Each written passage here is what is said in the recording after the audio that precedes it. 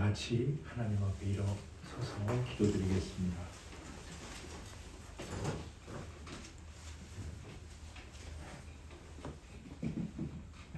성부와 성자와 성령 삼위로 계시나 모두가 동일한 본질의 한 분이신 삼위일체 하나님, 하나님의 약속의 말씀을 따라서 광야길을 걸으며 가나안을 향해 가던 이스라엘 백성들이 호렙산에서 하나님을 맞기 위하여 옷을 빨고 자신을 정결하게 하며 찾아오시는 하나님 앞에 섰던 것을 생각합니다. 오늘 저희들은 지금 이렇게 저희들 앞에 찾아오신 당신을 맞기 위하여 예수 그리스도의 보혈로 옷이 아닌 저희들의 심령을 씻으며 저희들 자신을 정결하게 하여 찾아오시는 당신을 환영하며 또 당신 앞에 겸손히 경배하며 당신의 영광을 구하고 그 영광 아래에서의 삶인 은혜를 소망합니다. 우리 주님께서는 먼저 그의 나라와 그의 의를 구하라.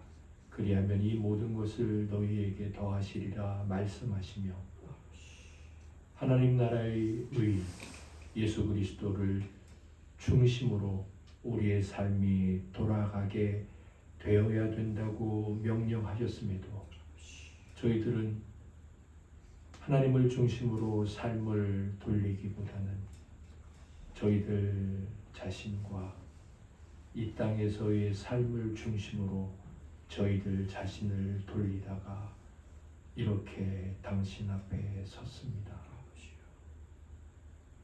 이것을 깨닫게 해 주시는 것이 은혜고 이것을 당신 앞에 고백하여 회개하며 용서를 구하고 하나님 중심으로 삶을 돌리는 축복 가운데 살아가게 해 주십사 간구하는 것이 저희들에게 복인 줄 믿습니다. 하나님 영광을 받아주시고 지금 저희들 앞에 서 계신 당신을 중심으로 저희들 삶을 돌리는 것이 은혜요 복이요 전국 시민권을 가진 자의 삶의 방식이라는 것을 깨닫고 굳건하게 지키며 저 세상 사람들과 구별된 삶을 기꺼이 힘내어 살아가게 하옵소서. 하나님께서 영광 받으시기를 소망하며 우리를 구원하신 예수님 이름으로 기도드립니다. 아멘. 아멘.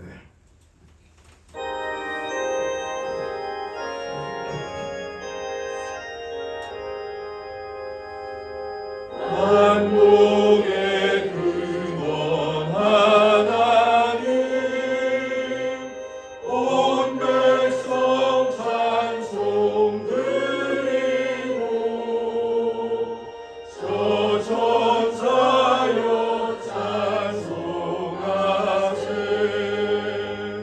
찬송 성부 성자 성령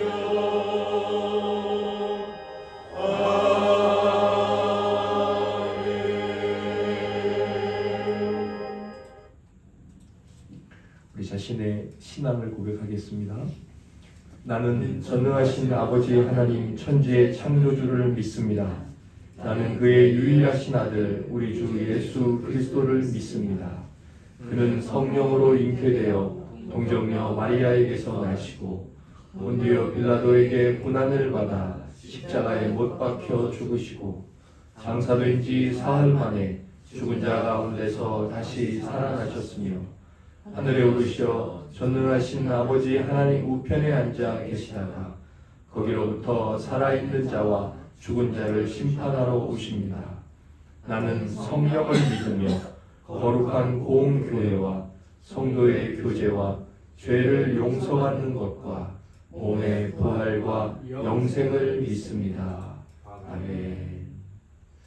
자리에 앉으셔서 찬송가 80장 하나님께 찬양 올려 드리겠습니다.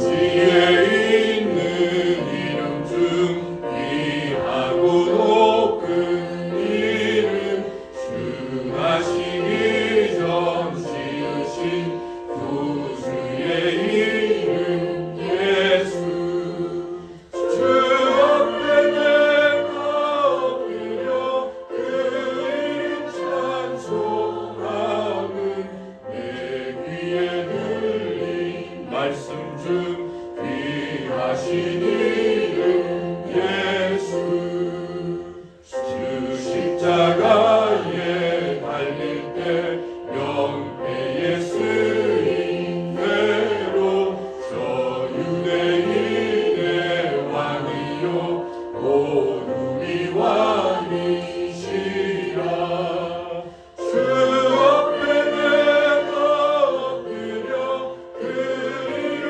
찬송함은 내 귀에 들린 말씀 중 귀하신 이름 예수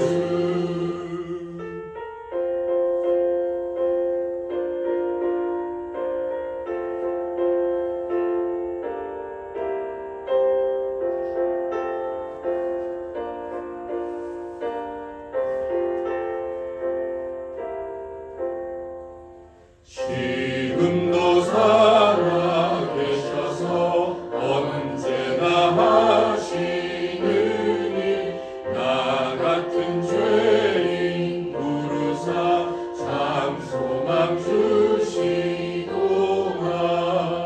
주 앞에 내가 엎드려 그 이름 찬송함은 내 귀에 들린 말씀 중 귀하신 이름 예수 주 예수께서 영원히 어제나 오늘이나 그 이름으로 우리에게 참 복을 내리신다 주 앞에 내가 엎드려 그 이름 찬송함은 내 귀에 들린 말씀 중 귀하신 이름 예수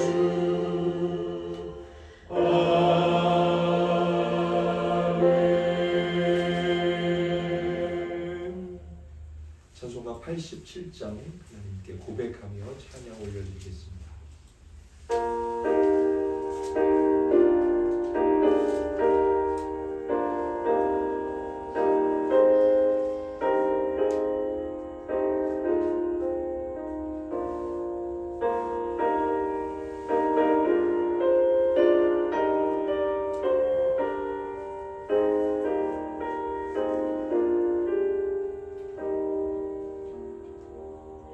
내 주님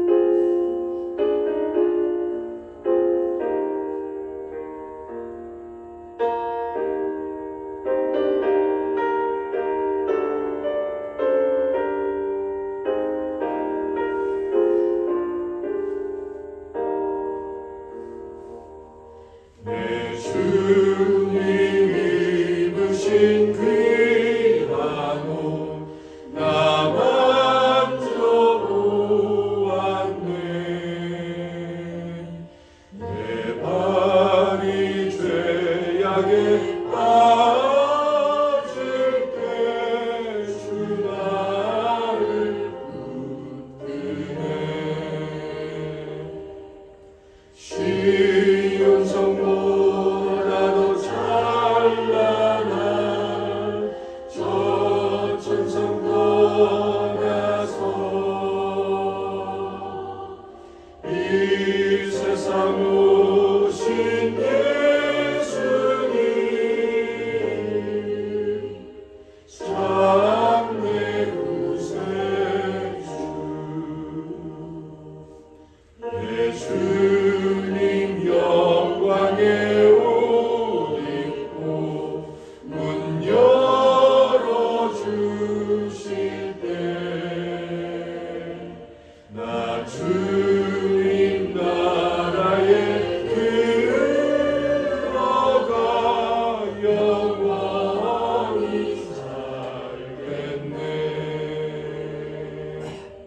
시온 성보다도 찬란한 저 천성보다서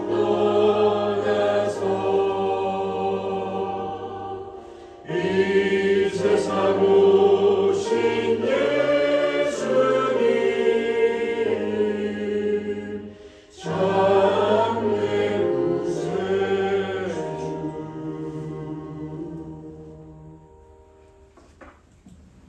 우리를 대표해서 차덕회 목사님께서 하나님께 기도드리겠습니다.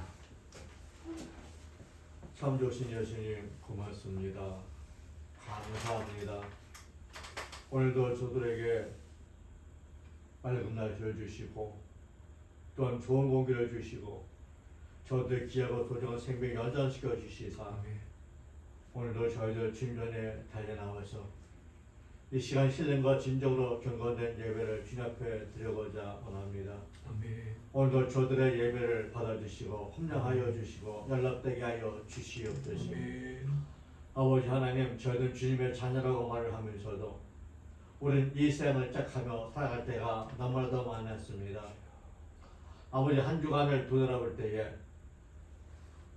지각된 길로 가는 우리들을 붙잡아 주시고 올바른 길을 인도하신 예수님, 저희들 다시 한번 주님 앞에 달려나와서 한 주간에 알면서 지은 죄, 모르면서 지은 죄를 주님 앞에 잡아가옵나니 이 시간 용서하여 주옵시고 우리 주님께서 허락하신 그 발자취를 따라가는 우들되게 하여 주시옵소서. 이 시대가 너무 공허하고 혼란한 이 시대 속에 저희들 살아갑니다. 아버지 하나님, 사탐하기는 함께 찬을 두루차는 이때에 우리 깨어서 근신하며 우리 예수를 붙들고 살아가는 우들되게 하여 주옵소서. 그 험난한 고난의 길을 우리 주님께서 걸어갔듯이 오늘 우리들도 주님께서 걸어가신 그 고난의 길을 따라가며 살아갈 수 있는 우리들 될 수 있도록 인도하여 주옵소서. 아버지 하나님, 우리는 주님의 자녀라고 이야기하면서도 주님의 말씀대로 살아가지 못했던 것을 이 시간 다시 한번 돌이켜보게 하여 주옵시고 깨닫게 하여 주옵시고 오직 주님의 십자가를 붙이고 살아가는 우리들에게 하여 주옵소서. 우리 주님이 오시는 날이 점점 다가오는 이때에 아버지 하나님 슬기로운 자와 같이 기름과 등을 준비하며 우리 신랑 대신 예수님을 맞이하며 준비하는 우리들에게 하여 주옵소서. 그래 저희들이 이곳에 다녀왔습니다. 이곳에 찾아왔습니다. 아버지 하나님, 오늘도 기 쓰신 목사님의 말씀을 통하여서 오늘도 그 말씀 붙들고 이 험난한 세상을 살아갈 수 있도록 인도하여 주옵소서. 아버지 하나님, 그 말씀 속에 다시 한번 우리 영육간에 강건케 하여 주옵시며 오늘 말씀 전하시는 목사님에게 건강을 붙잡아 주시옵고 오늘 저들 듣는 귀와 말하는 입이 열리게 하여 주시사 아멘으로 화답하는 역사가 일어나게 하여 주옵소서. 주님의 뜻과 합리가 계시어서 이 지역에 잘못되고 죽어간 자들이 많이 있기에 우리 교회를 이곳에 지어주셨사오니 아버지 하나님, 우리 교회가 이 지역을 위해서 등대와 빛을 발하는 우리 교회가 되게 하여 주옵소서. 허리에 방하는 자들에게 또는 알지 못하는 자들에게 아버지 이걸 단련할 수 있도록 아버지 하나님 만방의 빛을 잘하는 우리 성도들과 우리 교회가 되게 하여 주옵기를 간절히 바라고 원합니다. 아버지 하나님, 이 시간 나오지 못한 식구들 어디 있든지 이 시간 동일한 선입 표식을 내게 주옵시며 오늘도 아버지 하나님, 우리 성도를 위하여서 아버지 하나님 우리 교회를 위해서 봉사하며 허세 충사는 덕될 스킬 스박하여 주시고 강단되게 해주 연락되게 하여 주옵소서. 은혜받게 하여 주시옵소서. 모든 영광 주님께 돌려옵니다. 우리는 홀라 영광 받아 주시옵소서. 예수님 이름으로 기도드리옵나이다. 아멘.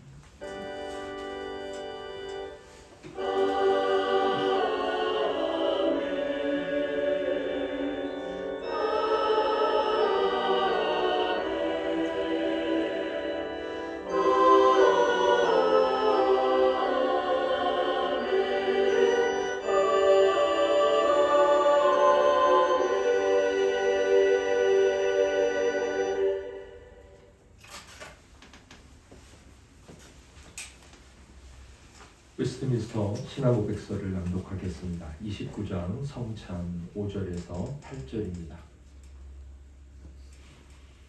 그리스도께서 제정하신 용도를 위하여 바르게 구별된 이 성례의 외적 요소들은 십자가에 달리신 그분과 관계를 가지기 때문에 참으로 그리고 오직 성례 전적으로만 그 요소들은 스스로 재현하는 것들의 이름 곧 그리스도의 몸과 피라고도 종종 칭해진다.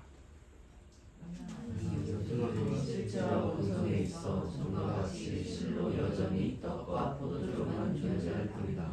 떡과 포도주의 본성이 신부의 봉헌이나 다른 방법으로 그리스도의 몸과 피의 실체로 변한다는 소위 화채설은 성경뿐만 아니라 상식과 이성에도 모순되며 성례의 본성을 뒤엎고 과거에도 그랬고 현재에도 갖가지 미신과 실로 끔찍한 우상 숭배의 원인이다. 이 성례의 가시적 요소에 외적으로 참여함으로써 합당하게 성찬을 받는 자들은 믿음으로 인하여 내적으로 그리고 참으로 참여하며 그냥 육적이거나 몸으로만이 아니라 영적으로 십자가의 그리스도와 그의 죽음이 주는 모든 능력을 받고 봅니다. 이때 그리스도의 몸과 피는 빵과 포도주 아니나 그것들과 더불어 또는 그것들 아래에 몸으로나 육적으로 임재하지 않는다. 오히려 그리스도의 몸과 피는 그 규례 안에서 실제로 그러나 영적으로 신자들의 믿음에 임한다. 이것은 마치 요소들이 외적 감각들에 감지되어 임하는 것과 같다. 무지하고 사악한 자들이 이 성례로 외적 요소들을 받는다 하더라도 그들은 이 요소들을 필요하는 바를 받지 못하고 오히려 부당하게 접근하여 주님의 몸과 피를 범함으로 자신의 심판을 초래한다. 그러므로 무지하고 불경한 자들은 그리스도와의 교제를 즐기기에 합당하지 않을 뿐만 아니라 주님의 성찬상에 앉을 자격도 없으며 여전히 무지하고 불경한 채로 있으면서도 이 거룩한 신비에 스스로 참여하든지 참여를 허락받는 것은 그리스도께 큰 죄를 범하는 일이다. 아멘. 오늘 하나님께서 저희들에게 들려주시는 말씀의 중심 성경 구절은 시편 50편 21절에서 23절입니다.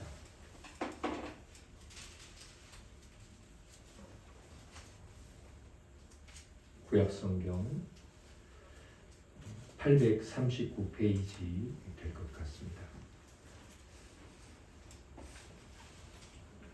우리 함께 20절에서 21절에서 23절까지 읽고 마지막에는 한 목소리로 크게 하나님께 아멘하여 영광 올려드리겠습니다. 함께 읽겠습니다. 네가 이 일을 행하여도 내가 잠잠하였더니 네가 나를 너와 같은 줄로 생각하였도다. 그러나 내가 너를 책망하여 내 죄를 내 눈앞에 낱낱이 드러내리라 하시는도다. 하나님을 잊어버린 너희여 이제 이를 생각하라. 그렇지 아니하면 내가 너희를 찢으리니 건질 자 없으리라. 감사로 제사를 드리는 자가 나를 영화롭게 하나니 그의 행위를 옳게 하는 자에게 내가 하나님의 구원을 보이리라. 아멘. 은혜를 소망하면서 기도를 드리겠습니다. 거룩하신 삼위일체 하나님, 저희들이 올해 하나님께서 주신 이 날들에 특별히 하나님께서 그 위에 더하신 그리스도의 도의 초보를 버리고 완전한 대로 나아가자라고 저희들을 불러주시며 그 완전한 데서의 하나님께 영광을 올려드림과 그 은혜 안에서 살아가는 것과 그리고 육신의 감각으로만 느끼고 알아왔던 여러 보배로운 것들이 얼마나 하찮고 보잘것없고 허무한 것인지, 그럼에도 그 안에 바른 활용이 있는지를 깨닫게 하시고자 저희들을 부르시고 도전하시는데, 저희들이 그것에 대한 감동이 있어서 주님 앞에 지금 서 있든 아니면 그렇지 않고 서 있든 하나님은 저희들 심령을 다 아시고 보시며 또한 저희를 불쌍히 여기시는 분이시오니 원하기는 말씀에 은혜를 주시옵소서. 그래서 어린아이 같고 하나님을 알고 믿고 지식은 충만하고 오래 주님 앞에 예배를 드려왔다고 하나 그 내면과 실체적 믿음에 있어서는 어린아이 같은 그런 상태를 벗어버리고 점점 더 조금씩 그러나 확실하게 완전한 대로 나아가 십자가가 고난이 아니라 영광이요 하나님의 나라가 허상이 아니요 실체요 하나님의 심판이 허무한 두려움이나 슬픔이 아닌 가장 심각하고 가장 구체적인 우리의 결단과 선택을 안마하게 하는 실제임을 저희들이 깨닫고 참된 믿음으로 보이지 않는 것을 쫓아 그러나 실제 않는 것을 쫓아 살아갈 수 있게 해 주시옵소서. 하나님 당신과 당신이 지으신 무 영혼들 당신이 부르신 자들 사이에 제가 서서 당신과 당신의 뜻을 증언하려고 하오니 성령이시여 저의 증거 가운데 역사하여 주셔서 전하고 전함을 받는 모두에게 은혜가 되게 해 주시옵소서. 우리를 구원하신 예수님 이름으로 감사하며 기도드립니다. 아멘. 아멘.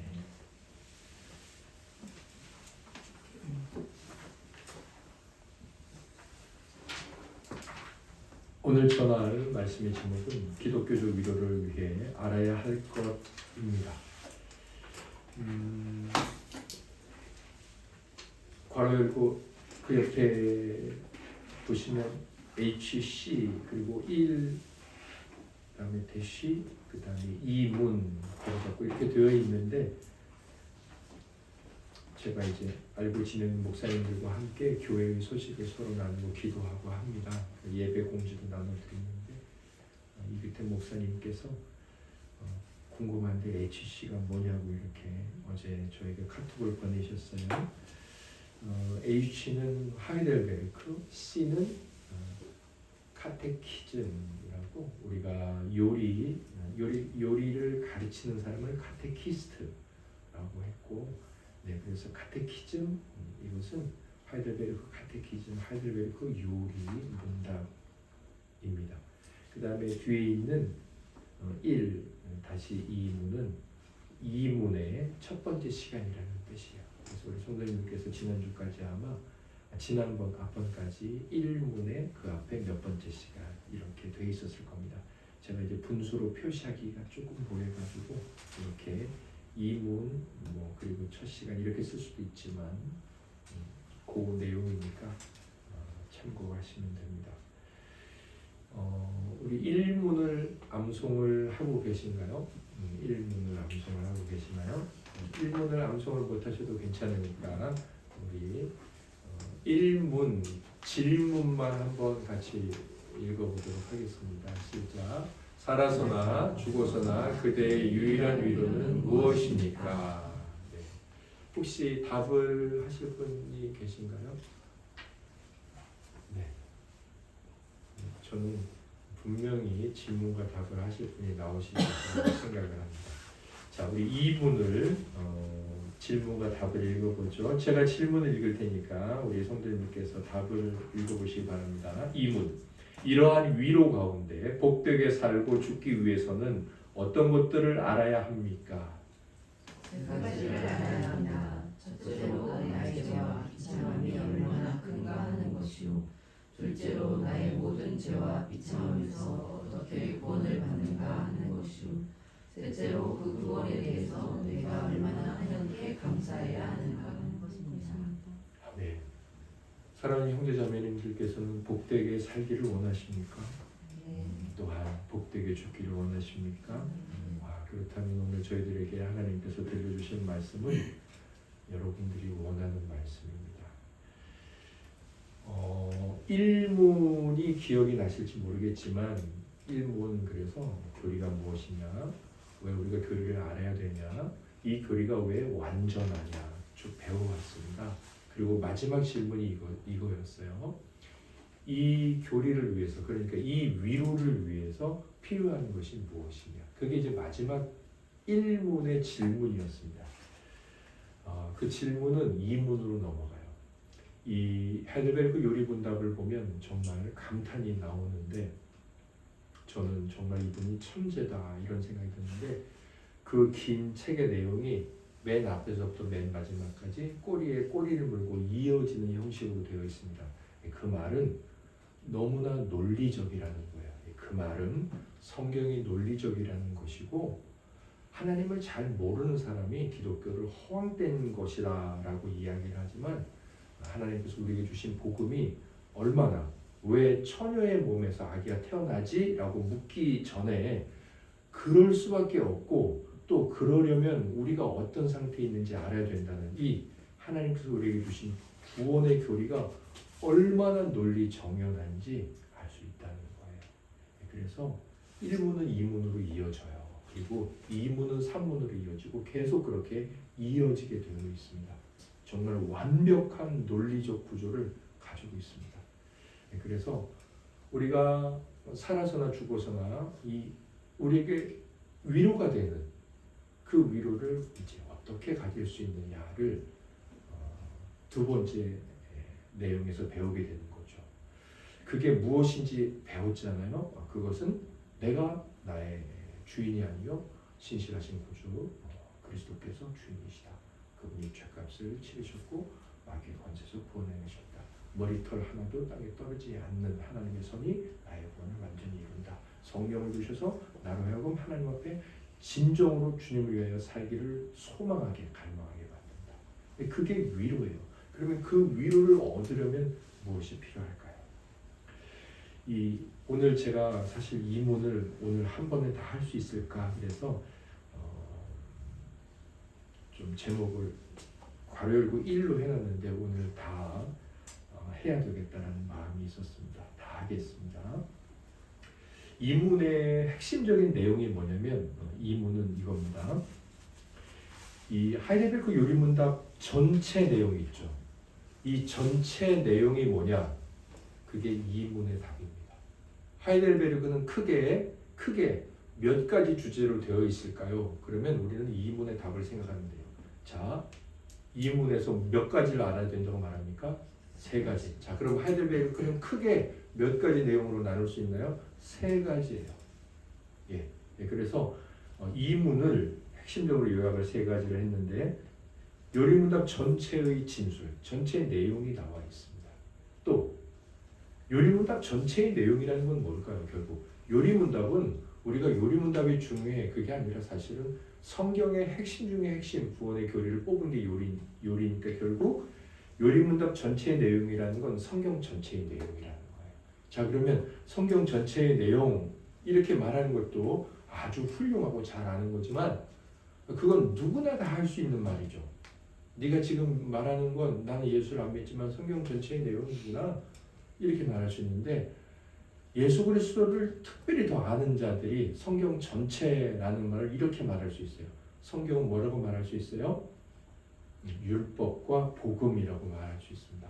뭐 구약과 신약 이렇게도 말할 수 있고 뭐 어떻게도 말할 수 있지만 그것을 하나님께서 성경을 쓰신 의도하신 목적대로 말한다면 가장 정확하게 말한다면 성경 전체는 복음, 율법과 복음입니다. 율법이 항상 먼저 나가야 돼요. 율법과 복음. 제가 지난번에 말씀드렸지만 그것을 구약과 신약이라고 말해도 되지만 그렇게 말하면 뭔가 구약은 복음이 없느냐처럼 들리기 때문에 조금 정확한 건 아니다. 자, 성경 전체는 무엇과 무엇으로 되어 있다고요? 예, 율법과 복음입니다. 그러면 이 이문의 핵심 내용에는 이 두 가지만 나오느냐 아니고요. 한 가지가 더 나오는데 성경 전체의 내용이 나와요. 율법과 복음이 나오면서도 뭐가 나오냐면 율법과 복음의 차이가 나옵니다. 결국 이게 이제 오늘 저와 함께 하나님의 말씀을 듣고 또 우리의 심령에 새기고 또 실천할 바가 있다면 실천해야 될 내용입니다. 자, 그러면 일본에서 배웠던 기독교적 위로를 우리가 갖기 위해서 혹은 누리기 위해서 알아야 할 것 세 가지. 그러니까 알아야 할 것 세 가지니까 지식 세 가지라고 할 수 있죠. 그래서 제가 세 가지 지식이라고 조금 다른 표현의 제목을 달아놨는데 뭘까요? 어떤 지식일까요? 첫 번째는 우리의 어떠한 처지를 알아야 되냐면 우리의 비참한 처지를 알아야 합니다. 그 이문의 답을 보면 우리는 세 가지를 알아야 한다. 그래야지 우리가 살아서나 죽어서나 진짜 위로 가운데 산다는 거죠. 첫째, 나의 죄와 비참함이 얼마나 큰가 하는 것이다. 예, 이것을 다른 말로 말하면 뭐예요? 성경의 내용에 이게 반드시 나온다는 겁니다. 자, 그리고 우리는 그걸 뭐라고 말할까요? 율법이라고 말을 합니다. 자, 제가 그 파스칼이라고 프랑스의 뭐 과학자, 물리학자, 수학자, 인류 최초의 컴퓨터를 발명해낸 사람이 누구죠? 파스칼입니다. 지금과 같은 컴퓨터는 아니지만 컴퓨터의 원형을 발명한 분이 파스칼이고 계산기를 발명한 분, 계산기의 원형을 발명한 분이 파스칼입니다. 파스칼은 하나님을 거부했었습니다. 그러다가 하나님을 만나고 하나님을 인정하고 그분이 남긴 인류의 고전 중의 고전인 팡세라는 글을 남깁니다. 팡세는 그냥 짧은 글이라는 뜻이에요. 그분이 메모를 해서 양복 주머니에다 넣기도 하고 모아놨는데 그걸 다 묶어서 내고 그냥 메모글 팡세라는 이름으로 책을 냈는데 그 팡세의 여러 이제 주제가 있는데 위대라는 주제가 있어요. 그 위대라는 주제에 제가 밑에 써놨는데 218번 메모.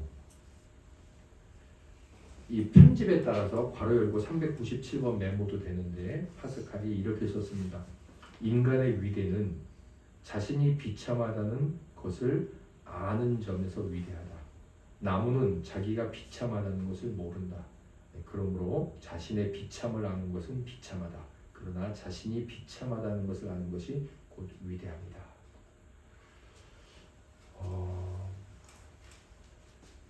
파스칼은 지금도 그의 이름이 단위로 쓰이죠. 압력의 단위. 그게 파스칼입니다. 이 파스칼이 사실은 그런 수학과 이 인간의 학문을 공부하다가 하나님을 모르고서 인생을 살아가는 것. 그래서 팡세의 내용은 하나님을 알아가는 한 사람에 대한 갈망과 소망, 신적 지식에 대한 요약집입니다.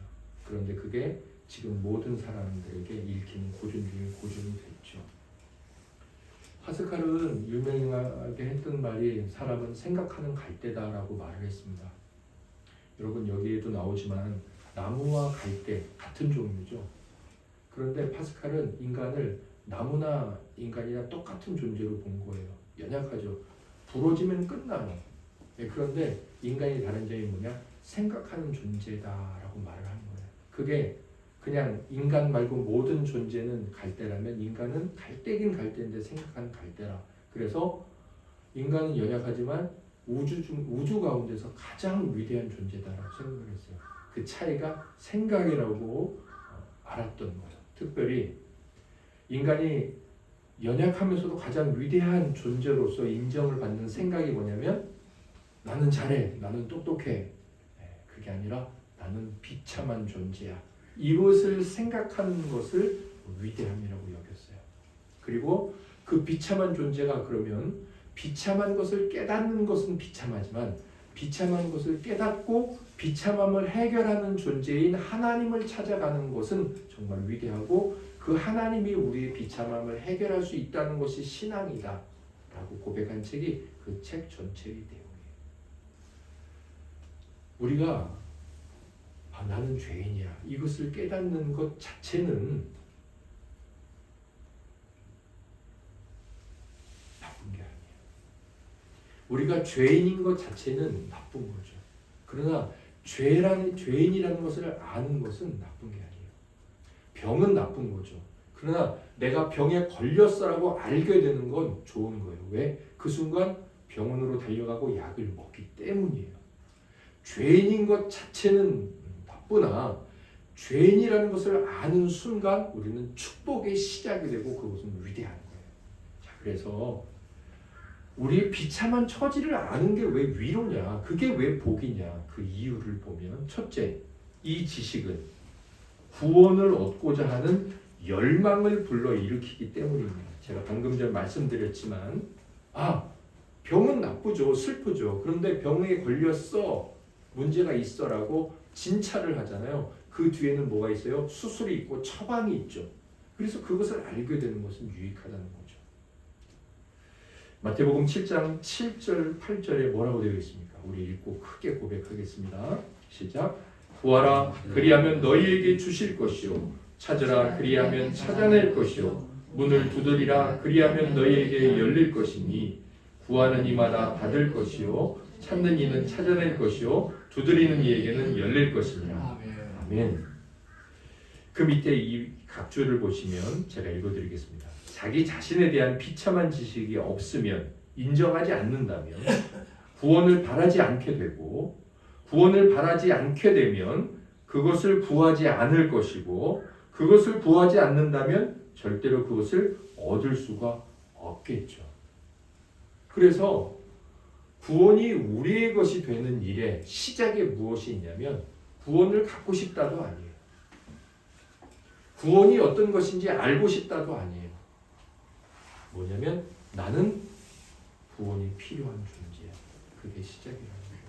그래서 우리의 비참한 처지를 아는 것은 위로를 위해 첫 번째로 필요한 일입니다. 마태복음 5장 6절 말씀을 같이 읽겠습니다. 시작. 의에 줄이고 목마른 자는 복이 있나니 그들이 배부를 것이니.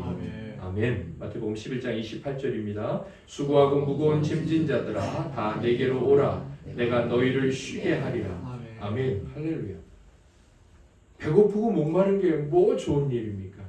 그러나 그것을 알고 주님께 나아가게 하는 것은 복이 있죠.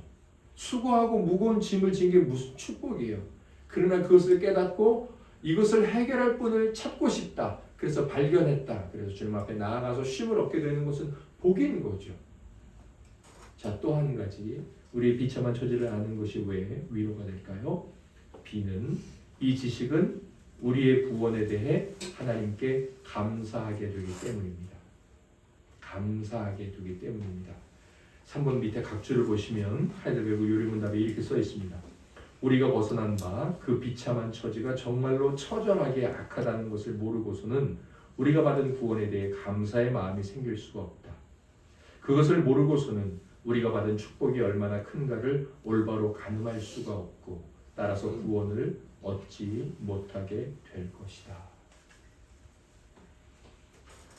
우리가 병에도 걸리고 가끔 다치기도 하고 사고도 나지 않습니까?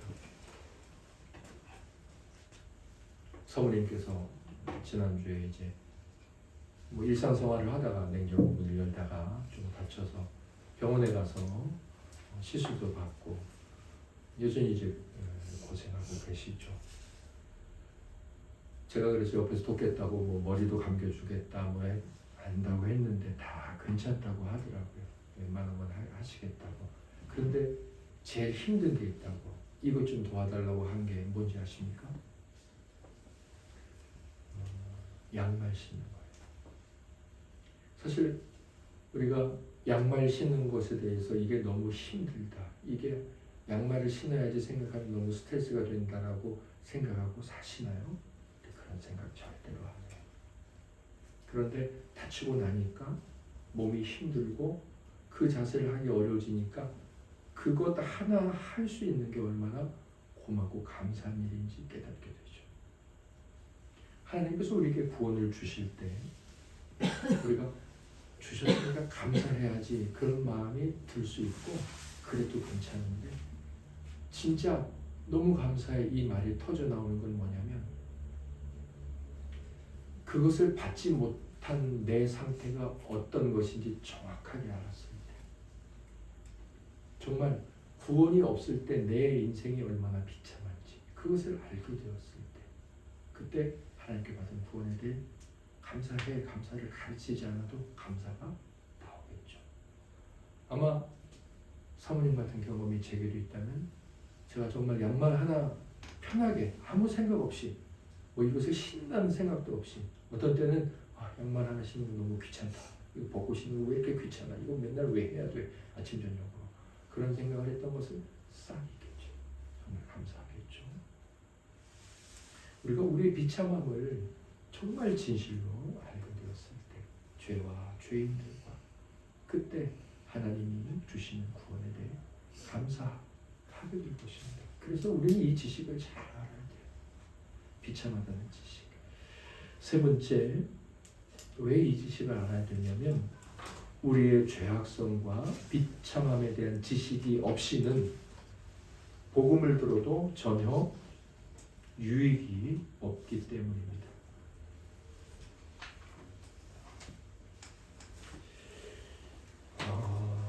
밑에 4번 각주를 제가 읽어드리겠습니다. 확고한 위로는 우리가 살아서나 죽어서나 그대의 유일한 위로는 무엇입니까? 그 위로는 그리고 그 위로가 우리 안에서 확고하기 위해서는 흔들리지 않기 위해서는 육신적인 안일함으로는 도저히 설 수가 없는 것이다.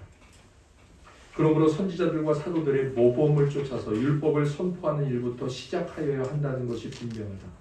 그래야만 사람들이 자기 자신의 의에 근거한 교만을 내어 던지게 되고 자기 자신의 정확한 처지를 알게 되어 참된 회개로 이어지게 되는 것이다. 이렇게 하지 않고 그냥 은혜만을 선포하면 사람들이 더 부주의하고 더 완악해지게 되는 것이다. 하나님께서 우리를 위해서 직접 사람이 되시고 직접 피를 흘리시고 죽으시고 부활하셔서 우리를 구원하셨습니다라고 은혜의 복음을 선포해야 돼요. 그런데 만일 비참한 처지를 먼저 선포하지 않고 그러니까 율법을 선포하지 않고 율법의 심각성을 선포하지 않고 그들이 율법을 어겨왔다는 것을 선포하지 않고 은혜의 복음을 먼저 선포하거나 은혜의 복음만을 선포한다면 반드시 그들은 교만하고 그들은 육신적인 안일함에 빠져서 하나님이 주시는 은혜를 망령되이 여기게 될 것입니다. 이게 무슨 말이냐면요. 십계명을 알고 있습니까?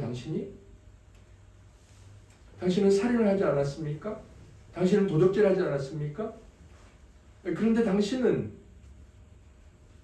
욕심을 품고 있고 당신은 십계명 중에서 부모를 공경하지 않고 있습니까? 그렇다면 당신은 그 십계명의 나머지 계명을 모두 다 어긴 것입니다. 당신은 살인자와 똑같습니다. 라고 하나님의 복음이 하나님의 율법이 우리에게 날마다 선포되어야 한다는 거예요. 이 율법이 여러분들에게 선포되고 있습니까? 하나님의 이 율법이 심각하게 우리에게 선포되어야 한다는 거예요.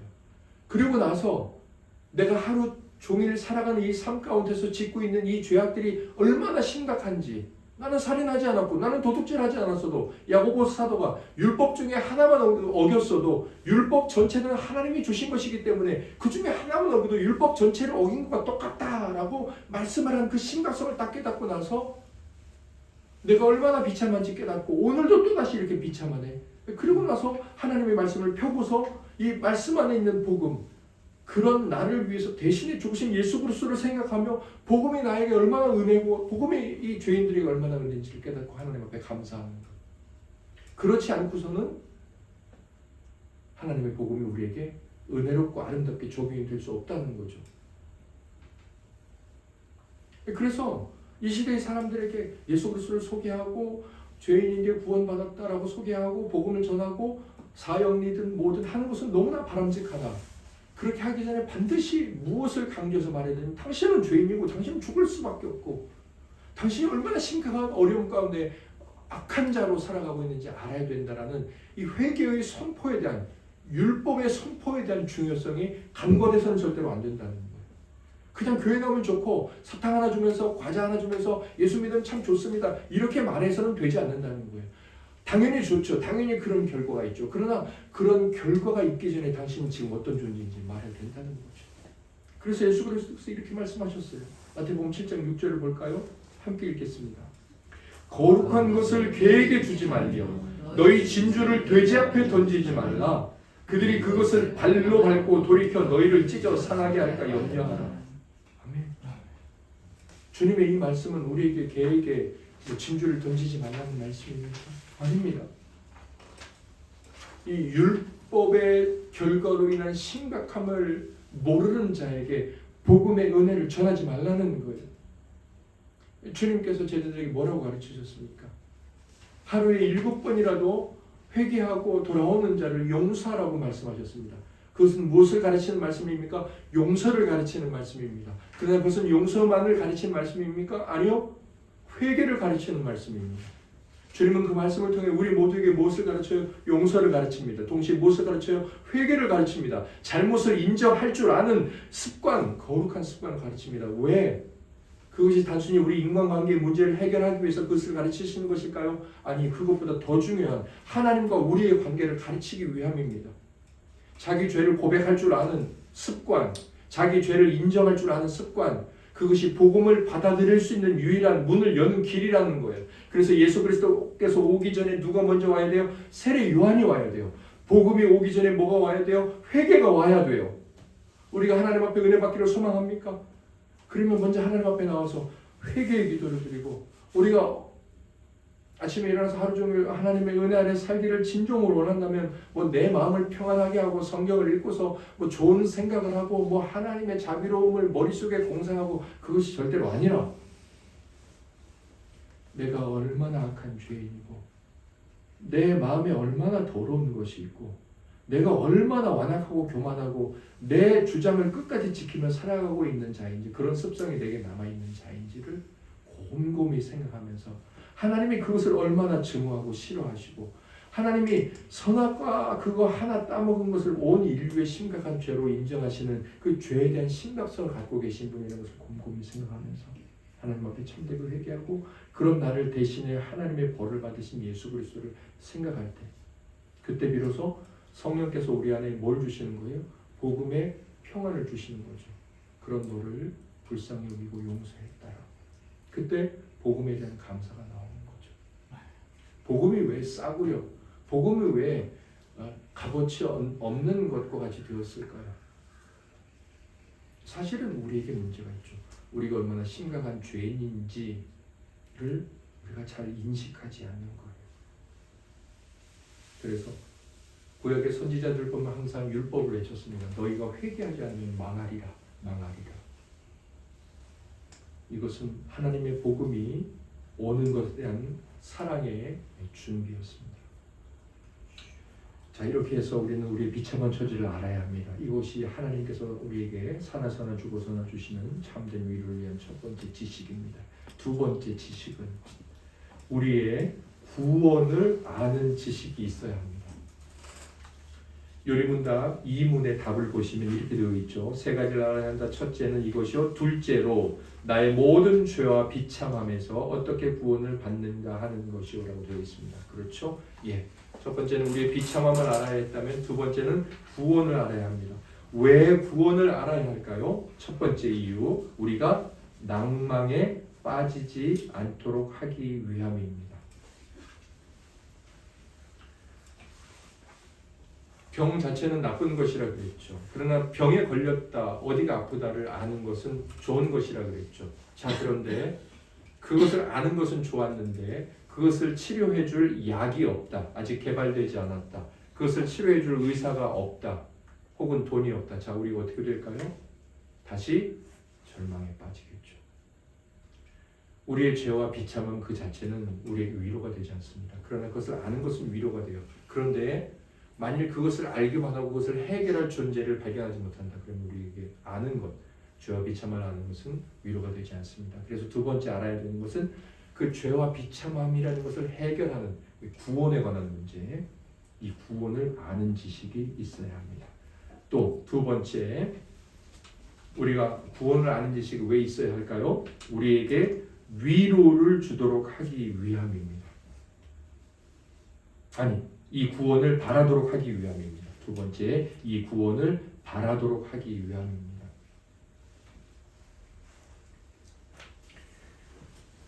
그리스도의 복음을 그래서 아는 자들도 있기는 합니다. 그런데 그들이 정말 아는 것인가라고 생각했을 때 아는 정도에 따라서 그 아는 것을 향해 나아가는 정도가 달라진다는 걸 생각하면 그들이 아는 것은 우리가 아는 것과 다르다라고 생각할 수 있습니다. 아람 장군이었던 나아만 장군이 문둥병에 걸렸는데 어떻게 고침을 받았냐면 이스라엘 나라 엘리사를 찾아가서 엘리사의 말을 듣고 고치죠. 요단강에 들어가서. 근데 그때 이스라엘에 엘리사가 있다고 알려준 사람이 이스라엘에서 잡아왔던 조그만 여자아이 종이었습니다. 그 아이가 알려주죠. 나아만 장군은 그래서 지식이 생긴 거죠. 자기 병을 치료해줄 존재가 있다는, 방식이 있다는 지식이 생긴 거예요. 자, 이렇게 지식이 생기니까 어떻게 합니까? 고쳐야 되겠다는 구원을 소망하고 금은 보화를 가지고 찾아가게 되죠. 예, 우린 지식이 있을 때 구원을 바라게 됩니다. 하나님께서 복음이 예수 그리스도가 나를 그 비참함에서 건져낸다. 돈도 아니고 이 땅의 명예도 아니고 바로 그것이다. 그것을 알게 될 때 어떻게 됩니까? 우리가 구원을 바라게 되죠. 하나님 하고 하나님의 이름을 부르게 됩니다. 그래서 구원에 대한 지식은 두 번째 필요하고요. 세 번째, 우리에게 위로를 주도록 하기 위함입니다. 우리가 구원을 바라게 될 뿐만 아니라 진짜로 우리의 문제가 해결되는 그 위로를 주게 하기 때문에 우리는 구원을 아는 지식이 있어야 합니다. 제가 이 말씀을 준비하다가 이 구원을 아는 지식은 단순히 그냥 지식으로 끝나나 아니면 진짜 우리를 위로하게 하나를 생각할 수 있는 한 가지 조금 어이없지만 진짜로 효과가 나타나는 그 일을 생각하게 됐어요. 플라시보 효과라고 아시나요? 플라시보 효과는 뭐냐면 이 약은 눈에 좋은 약이에요. 그런데 이건 귀에 좋은 약이야 라고 귀 아픈 사람에게 거짓말로 이 약을 주고 먹었어요. 그랬더니 어떤 효과가 일어나요? 진짜로 눈에 좋은 약인데 귀가 고쳐졌어요. 네, 그걸 플라시보 효과라고 그래요. 플라시보 효과가 약뿐만 아니라 이제 다른 일들에도 적용할 수 있죠. 사실은 그거에 맞지 않는데 그거에 맞다고 잠깐 선의의 거짓말을 하고 봤더니 진짜 효과가 나타나더라. 전혀 사실이 아니지 않습니까? 그 지식은 거짓이에요. 그런데 이 거짓된 지식도 효과가 있다면 하나님의 참된 구원의 지식, 이건 진짜 네 문제를 고칠 수 있어라는 하나님의 참된 지식, 그래서 진리잖아요. 더 추로스. 이 진리가 우리를 못 고치겠습니까? 고치죠. 예. 우리에게 진짜 위로를 주도록 하기 위함입니다. 그래서 그 지식을 알아야 됩니다. 구원이라는 지식. 네 번째, 우리가 왜 구원을 아는 지식이 있어야 합니까? 거짓 구원의 위험에 빠지지 않도록 하기 위함입니다. 네, 거짓 구원이 있습니다. 거짓 구원이 뭘까요? 밑에 각주를 보시면 우리 스스로 다른 구원의 방도를 만들어내거나 다른 이들이 만들어낸 것을 채용하여 하나님의 이름을 욕되게 하고 우리의 구원을 위험에 빠뜨리지 않도록 하기 위함입니다. 여러분들은 가끔 구원자를 만들어냅니까? 이렇게 물어보시면 저는 그런 거 안 만들어내죠. 저는 절대로 안 만들어요.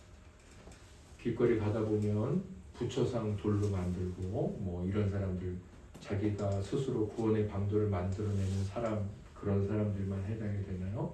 아니요. 이런 사람들도 해당이 돼요. 남자랑 여자랑 연애를 하다가 결혼을 했어요.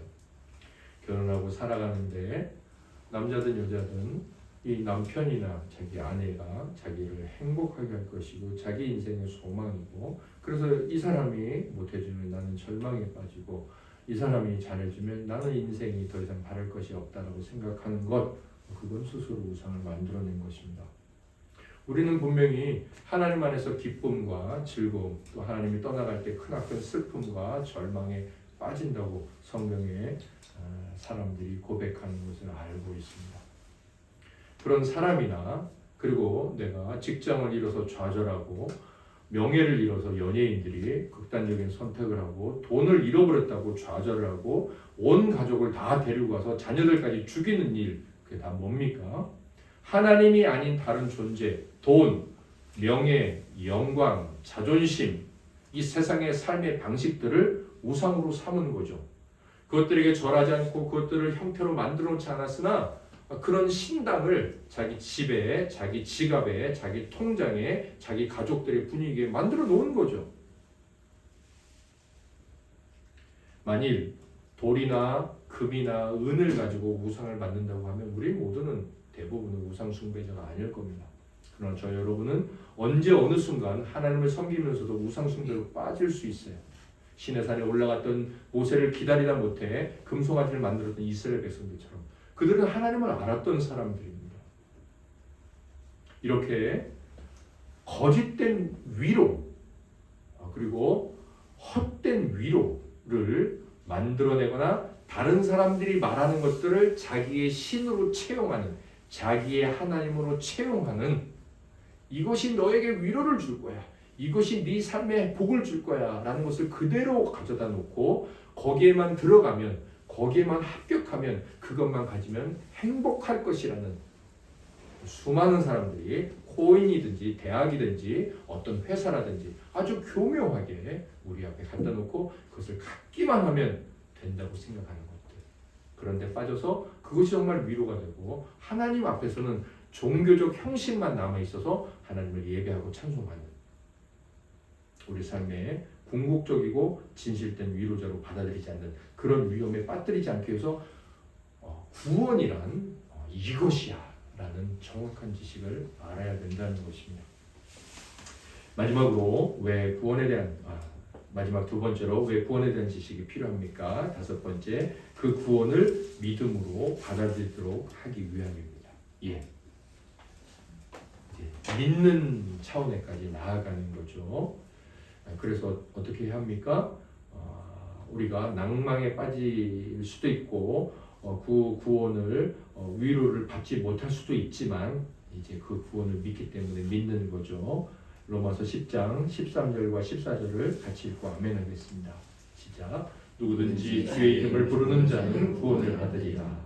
그런즉 그들이 믿지 아니하는 일을 어찌 부르리요? 듣지도 못한 일을 어찌 믿으리요? 전파하는 자가 없이 어찌 들으리요? 아멘.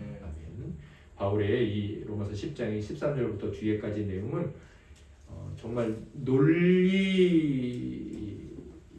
보면 정말 탁월한 글인데, 첫 번째, 주님의 이름을 부르는 자는 구원을 받는다고 얘기합니다. 그리고 이제 하나씩 거슬러서 올라가는데, 그럼 누가 주님의 이름을 부르느냐? 그걸 14절에 말하죠. 누가 부릅니까? 믿는 자들이 부른다. 그래서 믿지 않으면 어찌 부르리요? 이렇게 말하죠. 자, 그러면 누가 믿느냐? 그 다음에 또 이렇게 말하죠. 듣는 자가 믿는다. 왜냐하면 듣지 못한 일을 어찌 믿으려. 자, 그러면 누가 듣느냐? 누가 들어요? 전파하는 자가 있을 때 듣는다. 결국 누가 주님의 이름을 부르고 구원을 받습니까? 누가 있어야 되죠? 전파하는 자가 있어야 된다. 자, 그런데 여기서 주님의 이름을 부른 자는 구원을 받는다라고 말하고 그 다음에 나오는 이 전제 조건이 뭐예요? 믿는 자가 부른다라고 되어 있죠. 그러면 누가 믿어요? 듣는 자. 결국 듣는다는 건 뭘까요? 지식이 있다는 거죠. 지식을 전하는 거예요. 지식을 전해서 그렇게 들을 때 어떻게 돼요? 믿음이 생기고 믿음이 생길 때 구원을 얻게 된다는 거죠. 우리에게 믿기 위해서는 반드시 지식이 필요합니다. 네. 그래서 이 세상에 있는 것은 일반 은총이죠. 일반 은총을 통해서도 하나님이 위대하다는 걸 알 수 있어요. 그러나 무엇은 알 수 없어요? 예수께서 구원자시다. 이건 알 수 없어요. 이 일반 자연을 통해서는 놀라운 자연의 변화를 통해 하나님의 능력을 알게 되지만 예수 그리스도께서 내 죄를 위해서 죽으셨다는 것은 거의 알 수 없어요. 0.0001% 그것은 기적이 아니고서는 알 수가 없어요. 그러나 기적이 없어도 알 수 있어요. 어떻게? 성경을 듣고 성경을 읽고 설교를 듣고 자 이렇게 듣는다는 것 지식은 우리에게 믿음을 생겨나게 하는 중요한 원인입니다. 네, 마지막 6번째 우리가 왜 구원에 관한 지식을 알아야 합니까? 하나님께 감사하는 마음을 갖도록 하기 위함입니다. 하나님께 감사하는 마음을 갖도록 하기 위함입니다. 이 6번째 구원을 아는 지식은 3번째 큰 지식으로 넘어가니까 거기 가서 하도록 하겠습니다. 자, 2번째 지식에 관한 결론, 이 구원에 관한 지식을 알아야 돼요. 그래야지 우리에게 살아서도 죽어서도 영원한 위로가 있습니다. 이 결론이 뭐냐? 이 지식은 복음에서 얻어진다. 구원이라는 지식은 복음을 듣고 읽고 믿음으로 깨달음으로써 얻어지는 것이다. 오직 복음만이 그리스도를 믿는 자들에게 구원을 약속해 주기 때문이다. 예, 구원 약속해 줍니다. 세상에 있는 다른 구원자도 구원을 약속해 줍니다. 돈도 구원을 해줘요. 남편도 구원을 해주고요. 어떤 인간도 조직도 구원을 해줍니다. 그러나 말씀드렸지만 우리가 원하는 완전한 위로는 무엇입니까? 살아서나 죽어서나. 네, 살아서나 죽어서나 우리에게 유일한 위로죠. 그것은 복음 안에 있는 예수 그리스도, 복음이신 예수 그리스도라는 것입니다. 자, 3번째로 이문의 질문. 이러한 위로 가운데 복되게 살고 죽기 위해서는 어떤 것들을 알아야 하느냐? 첫째는 나의 비참함을 알아야 되고, 둘째는 구원을 알아야 되고, 셋째는 뭐예요? 그 구원에 대해서 내가 얼마나 하나님께 감사해야 하는가입니다. 이죠. 3번째 필요한 지식이 뭐예요? 감사를 아는 것이 우리의 위로의 필수적입니다. 우리가 정말 위로 가운데서 오늘 하루를 살고 정말 이 놀라운 위로 가운데서 매일매일 살아야 하려면 3번째로 아는 것은 감사입니다. 하나님을 향한 감사예요.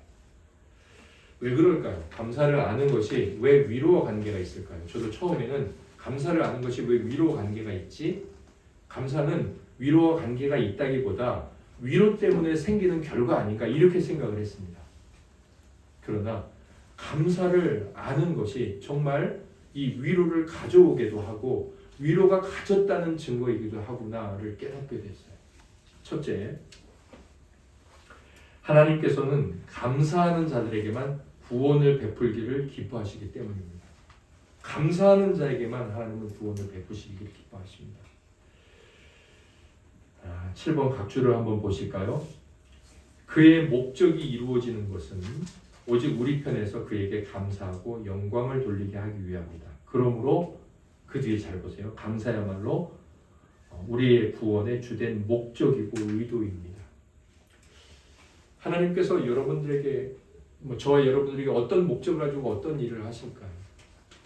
하나님이 여러 가지 일들을 하고 계시죠. 그런데 그 일을 하는 이유가 뭘까요? 목적과 의도가 뭘까요? 그것은 감사합니다. 감사해요. 감사하게 하기 위해서죠. 아까 말씀드렸죠.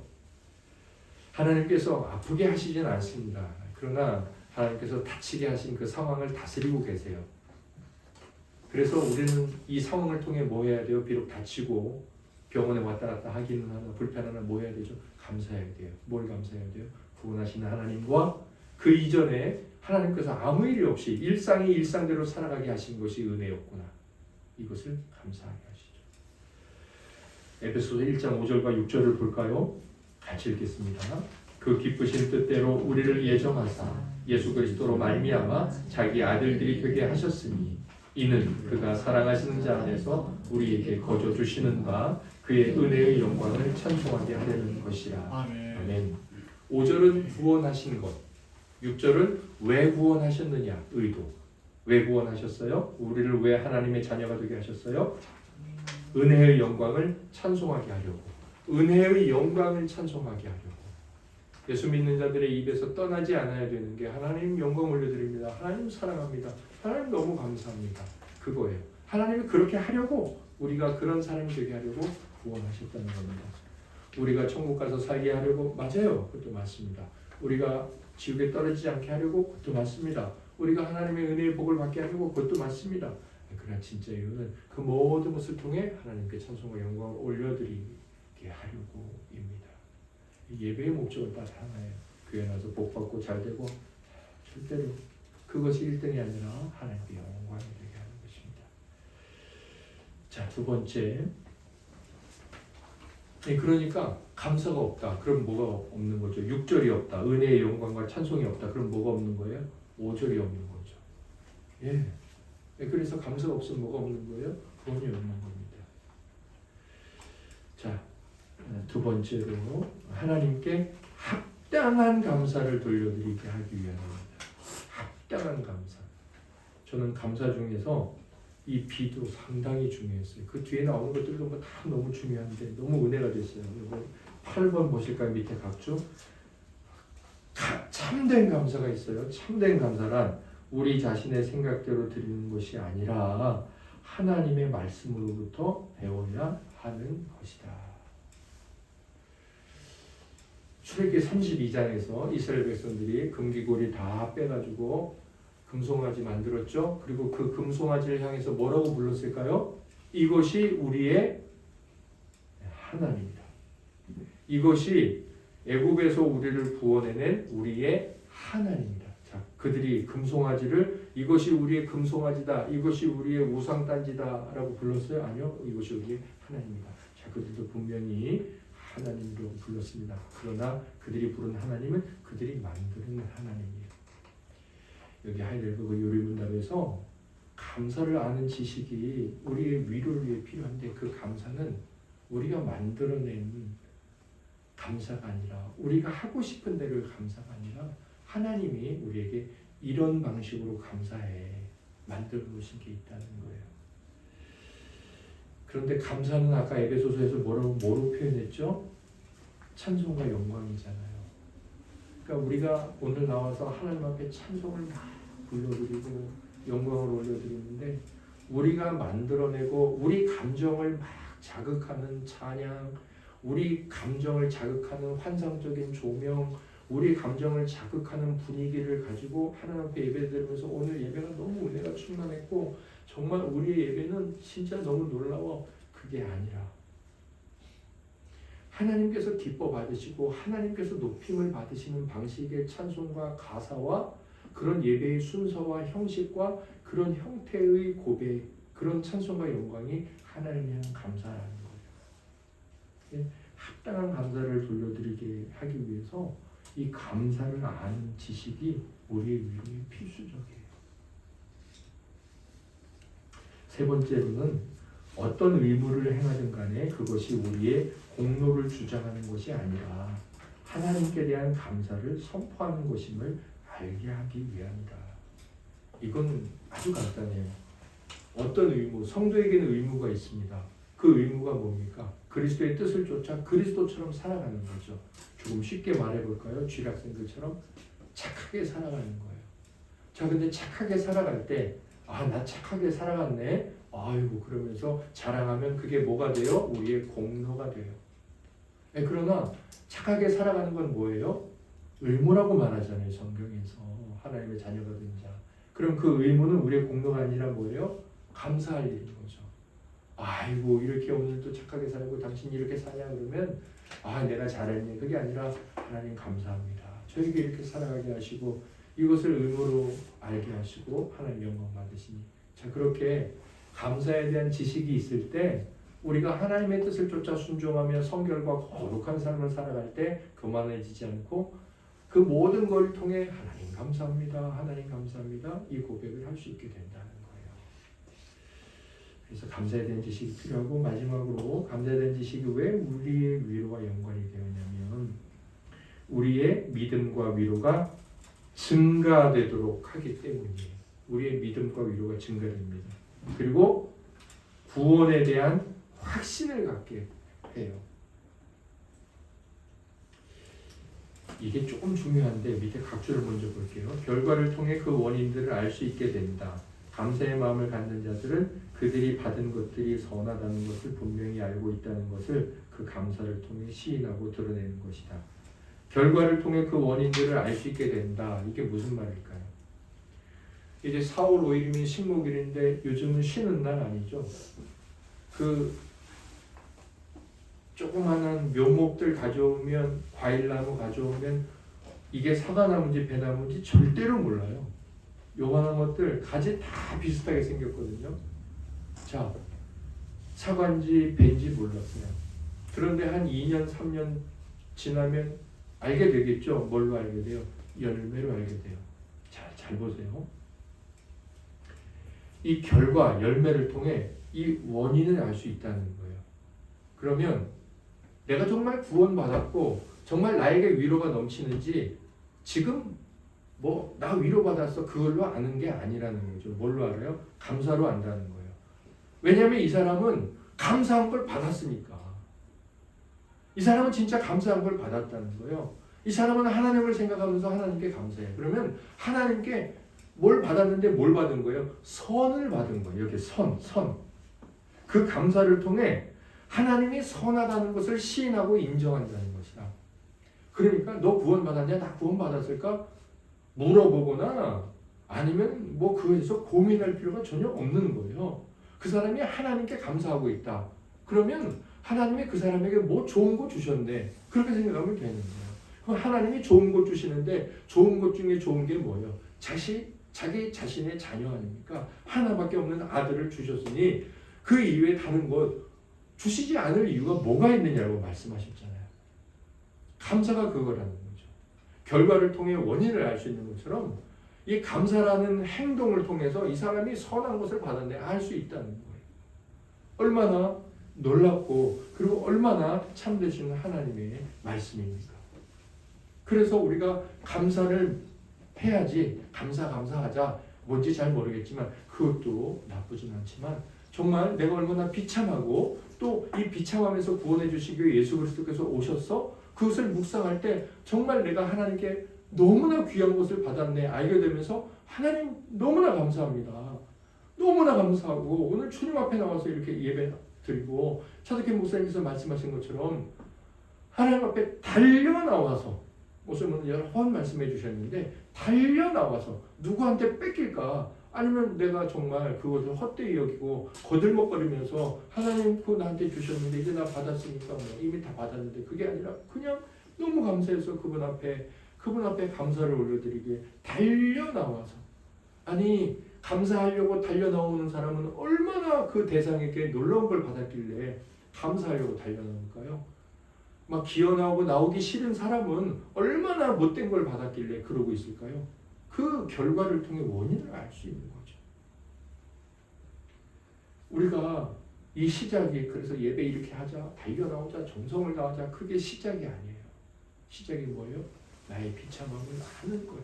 여러분 곰곰이 생각해 보세요. 저는 제가 얼마나 나쁜 놈이고 못된 놈이고 악한 놈인지 아주 순간순간 문득문득 제 안에서 있는 이 사단의 동맹군, 그 동맹군이 자극하고 있는 것을 볼 때 아주 절절하게 깨달아요. 그리고 제가 더 악한 건 뭐냐면 회개했잖아요. 근데 또 이게 제 안에 있잖아요. 그러니까 하나님을 얼마나 욕되게 하는 겁니까? 하나님은 거짓말 안 하잖아요.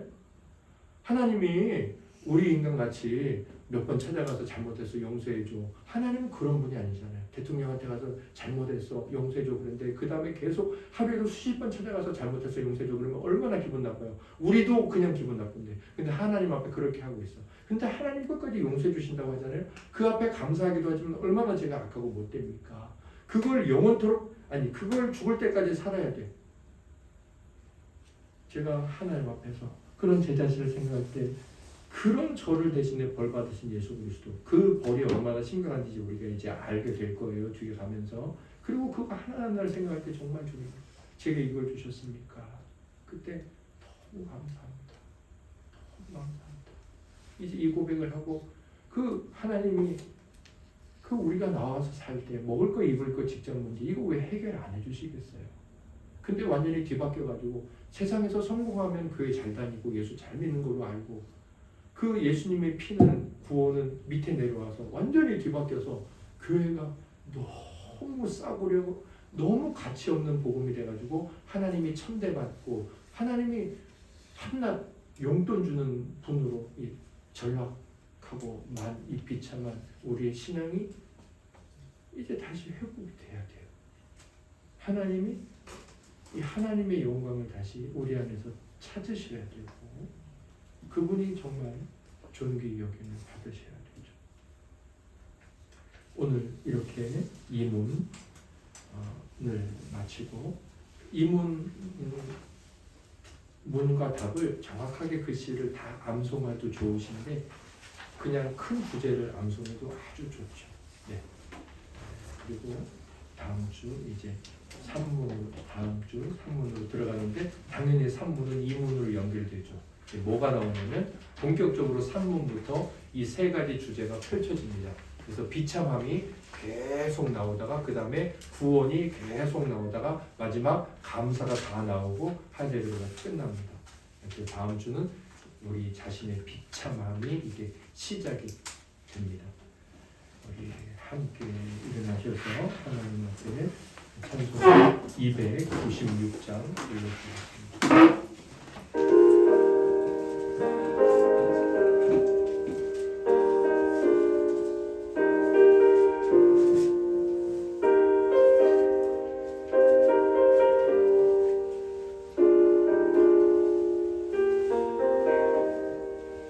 죄인 구원하시려고 길을 여주시옵고 거역하고 돌아서면 채찍으로 붙드셨네.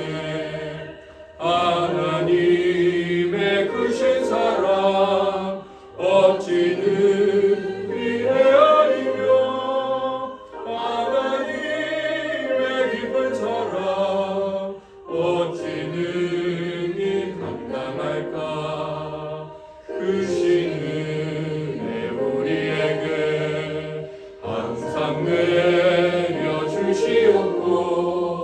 환난시 원당할 때도 당당하게 하시오니 하나님의 크신 은혜 어찌 능히 헤아리며 하나님의 깊은 은혜 어찌 능히 보답할까.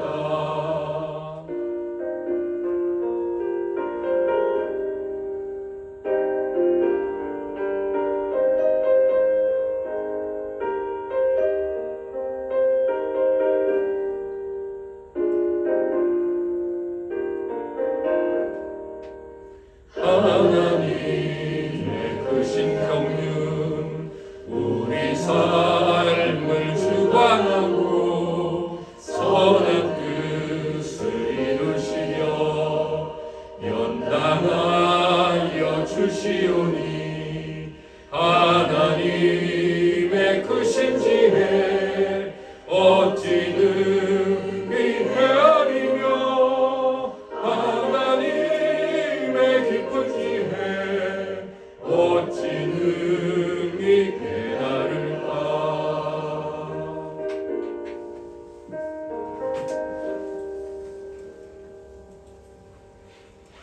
거룩하신 삼위일체 하나님, 살아서도 죽어서도 참된 위로가 복음 안에 있음을 믿습니다. 저희들 자신의 죄와 비참함을 생각합니다. 죄를 지은 자들이 지금 감옥에 가 있고 온갖 약과 자기 자신의 취해 있는 자들이 어떻게 살아가는지 그 죄의 비참함을 봅니다. 다만 저희들은 그것을 행동으로 옮기지 않았을 뿐 똑같은 죄인입니다. 우리를 구원하신 죄 문제를 해결하신 예수 그리스도 주님께 감사합니다. 복되신 하나님, 살아서나 죽어서나 그대의 유일한 위로는 무엇입니까? 주님 앞에서 이 생각을 하며 이 세 가지 지식을 되뇌이며 회개하고 복음을 붙들고 감사하는 삶이 되게 해 주시옵소서.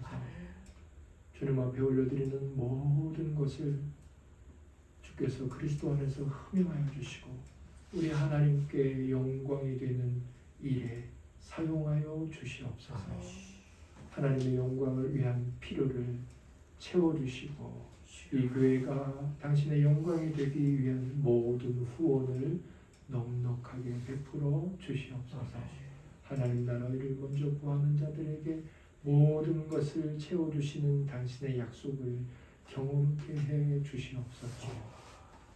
이제는 우리 주님 예수 그리스도의 은혜와 아버지 하나님의 극진하신 사랑과 성령 하나님의 의료교통 충만하게 하시니 세 가지 지식을 갖고 참된 믿음 안에 살기를 소망하는 모든 하나님의 자녀들 위해 영광스러운 주님의 목장 온세미로 교회 위에 이 교회가 씨앗이 되어서 섬기는 클럽비 선교단 위에 북한의 위대하고 아름다운 지하교회 형제자매들 위해 이제부터 영원토록 함께 있을지어다. 아멘. 아멘.